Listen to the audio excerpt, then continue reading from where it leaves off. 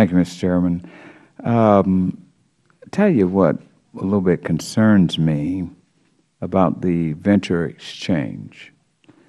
From my reading of it, it seems that it permits venture exchanges to operate with lower listing standards for issues and exempts them from some requirements and from some investor protections that are applicable to the other national security exchanges.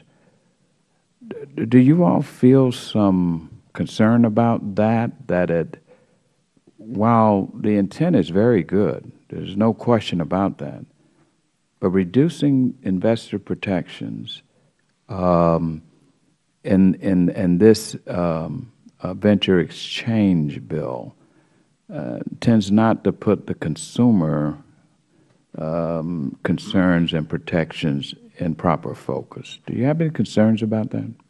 Yes, sir. I don't think it meaningfully reduces the key consumer protections or investor protections. It doesn't change anything relating to fraud with respect or misrepresentation at the Federal or State level.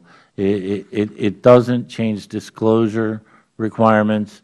It does alter the way that markets are made, and it does reduce the listing standards in the sense that you don't have to achieve New York Stock Exchange governance requirements or New York Stock Exchange capitalization requirements.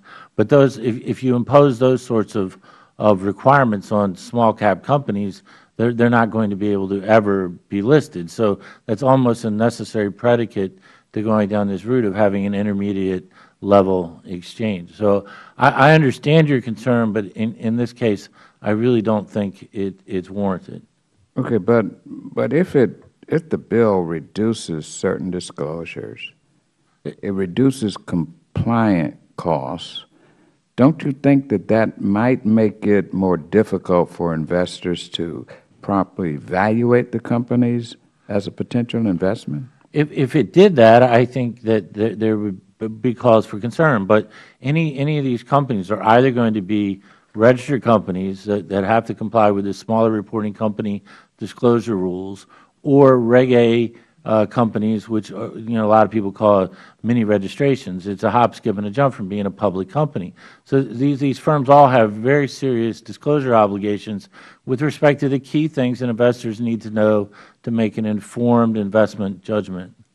So why would we have two sets here, one for these venture smaller operations and with the national firms? Why would we have certain protections for them, for the customers, and not for the investors, but not here?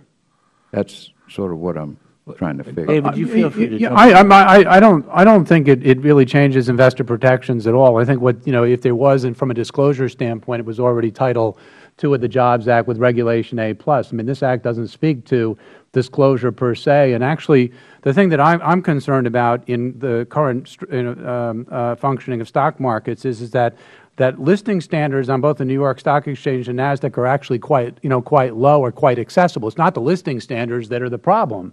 What the problem is that the companies, that the whole ecosystem has collapsed, meaning smaller broker-dealers to take these companies public and support them, that the economic model doesn't work. And I think that what the Venture Exchange Act allows you to do is to create an economic model that will get firms back into the game to support small companies once again.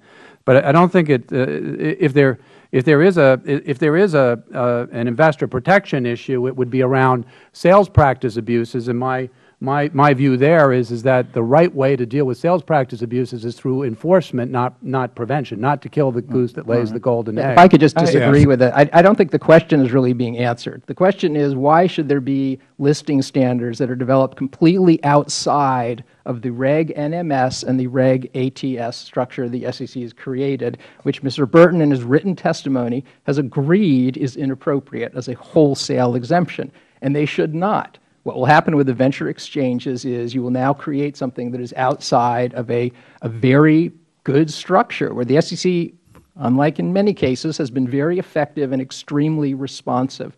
And there's really no reason to do that. If you look at the OTC Markets website, what you will see is a pretty thorough and entertaining set of standards that they've provided for these small companies within the existing regulatory structure. They require that a skull and crossbones appear next to a lot of listings. I think the message there is pretty clear. But apparently Congress wants to get into the business of deciding whether private businesses should include those kinds of warnings. That is the issue, and that's the question that's not really being answered here.